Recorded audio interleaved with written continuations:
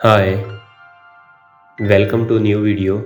In this video, I will talk about micro that we use in Excel. तो सबसे पहले मैं आपको बताता हूँ कि माइक्रो होता क्या है। बेसिकली माइक्रो एक्सेल में यूज़ होने वाला एक सीक्वेंस ऑफ एक्शंस है जिसे हम रिकॉर्ड करते हैं पहले और उसके बाद उसको रीनेम करते हैं। रीनेम अपनी मर्ज़ी के मुताबिक उसको नेम देते हैं। नेम देने के बाद हम उस सीक्वेंस को सेटअप जो रिकॉर्ड किया हुआ है हम उसको अपनी मर्ज़ी के मुताबिक एक्सेल में जिस शीट पे इस्तेमाल करना चाहें तो कर सकते हैं। तो चलते हैं वीडियो की तरफ, मैं आपको एग्जांपल के साथ सिखाता हूँ। ये मेरे पास एक्सेल ओपन हुआ है, यहाँ पे मैंने एक शीट क्रिएट की हुई है माइक्रो 2 के नाम से। तो सबसे पहले आपने डेवलपर टैब ओपन कर लेना है। अगर आपके पास ये शो नहीं हो रहा डेवलपर टैब, तो ये कैसे शो करवाना है, ये आपने पहले फाइल में जाना है, उसके बाद आपने मोर में जाना है और उसके बाद आपने जाना है ऑप्शंस में। ऑप्शंस में जाने के बाद आपके पास इस तरह का एक डायलॉग बॉक्स ओपन हो जाएगा और उसमें आपने जाना है कस्टमाइज़ रिबन। ये ऊपर जो हमारे पास शो हो रहा है ये रिबन है और इसमें डिफरेंट टैब्स हैं। तो कस्टमाइज़ रिबन, हम अपने रिबन को अपनी मर्ज़ी के मुताबिक कस्टमाइज़ कर सकते हैं। अगर आपको इसके बारे में मज़ीद जानना है तो मैं नीचे डिस्क्रिप्शन में अपनी वीडियो का लिंक दे दूँगा जिसमें एक्सेल बेसिक्स सारा एक्सप्लेन किया हुआ है। तो यहाँ पे डेवलपर टैब है, यहाँ पे मेन टैब्स हैं, ऊपर मेन टैब्स हैं, फाइल, होम, इंसर्ट, ये सारा वही आ रहा है। उसके बाद आपने डेवलपर टैब को अगर अनचेक है तो चेक कर लगा देना है और चेक लगाने के बाद आपने ओके कर देना है, तो यहाँ पे ये डेवलपर टैब शो होने लग जाएगा। डेवलपर टैब को ओपन करने के बाद आपके पास यहाँ पे कोड में माइक्रोज रिकॉर्ड माइक्रो शो हो रहा होगा। रिकॉर्ड माइक्रो पे क्लिक कर देना है। यहाँ पे आपने एग्जाम्पल 1 का नाम दे देना है और इसका शॉर्टकट है जो है वो कंट्रोल W रख दें। और दिस वर्कबुक चाहिए, इस पे न्यू वर्कबुक या पर्सनल माइक्रो वर्कबुक आप कुछ भी यूज़ कर सकते हैं। तो मुझे इस वर्कबुक पे चाहिए, तो दिस वर्कबुक सिलेक्ट करने के बाद ओके कर दूंगा। तो यहाँ पे मैंने वो कह रहा है कि यहाँ पे कोई स्पेस ना हो, तो इसको स्पेस को मैं ख़त्म कर देता हूँ और ओके कर देता हूँ। तो यहाँ पे मेरा रिकॉर्डिंग स्टार्ट हो गई है माइक्रो की। अब मैं जितने भी स्टेप्स परफॉर्म करूँगा वो एक बैक एंड पे कोड की सूरत में जनरेट होते रहेंगे स्टेप्स सीक्वेंस वाइज, और बाद में वो हम उस रिकॉर्डिंग को स्टॉप करके उस स्टेप्स की जो रिकॉर्डिंग हो रही होती है सीक्वेंस की वो स्टॉप हो जाएगी और उनको हम इस्तेमाल कर पाएंगे। तो सबसे पहले मैं यहाँ पे लिख देता हूँ स्टूडेंट्स। उसके बाद मैं यहाँ पे उनके मार्क्स लिख देता हूँ, सपोज मार्क्स, और यहाँ पे स्टूडेंट का कोई नेम दे दें। मैं लिख रहा हूँ स्टूडेंट 1 और इसको नीचे ड्रैग कर देता हूँ, कितनी 10 स्टूडेंट्स तक। और यहाँ पे सपोज मैं बोल्ड कर देता हूँ और उसके बाद मैं यहाँ पे होम टैब में जाके इसका बॉर्डर लगा देता हूँ और ऊपर वाले का फर्स्ट रो का मैं कलर चेंज कर देता हूँ। कंट्रोल ऊपर वाली रो का कलर चेंज कर देता हूँ और इस पर डबल क्लिक करूँगा तो ये जो कॉलम है वो ऑटो एडजस्ट हो जाएंगे। और इसके बाद ये है कि मैं नीचे टोटल कर देता हूँ,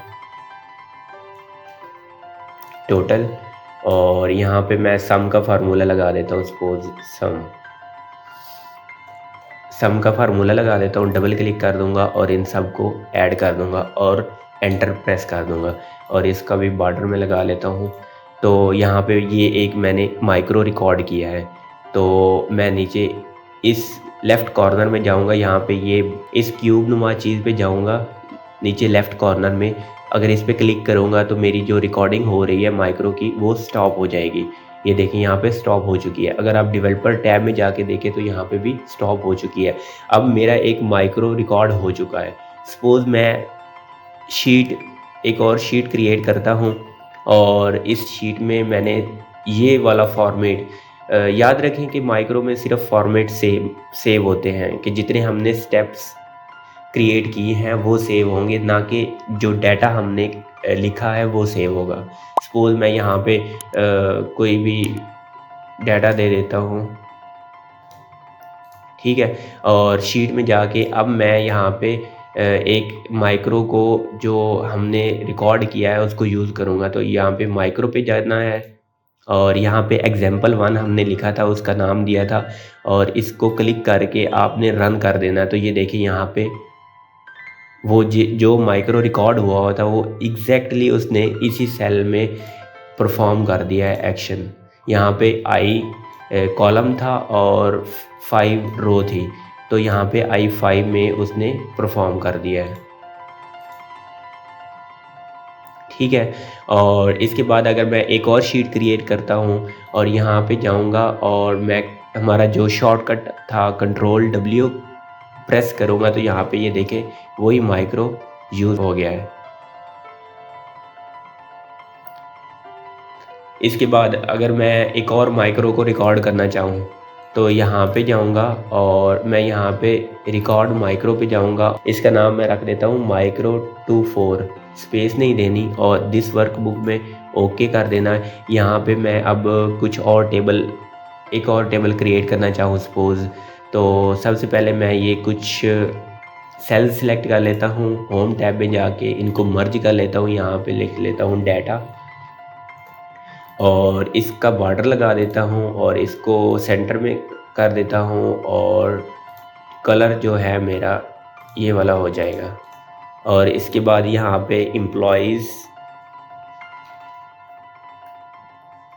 उसके बाद एम्प्लॉय आईडी लिख लेता हूँ, यहाँ पे नेम लिख लेता हूँ, यहाँ पे लिख लेता हूँ फ़ोन नंबर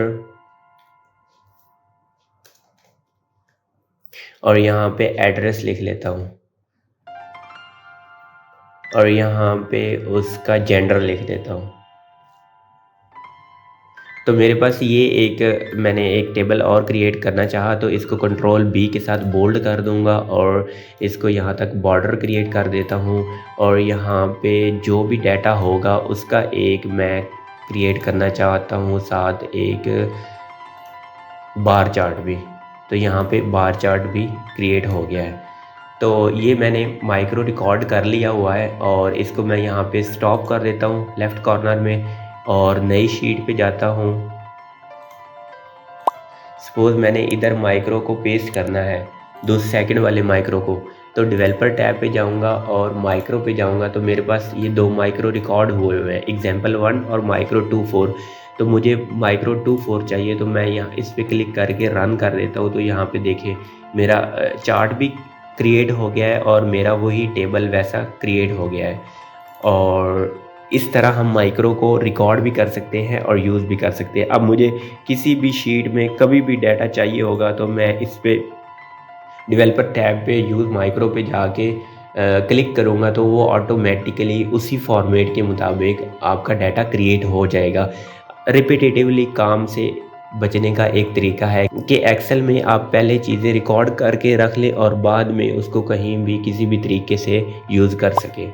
तो this was the whole video. Thanks for watching. Keep learning, keep exploring.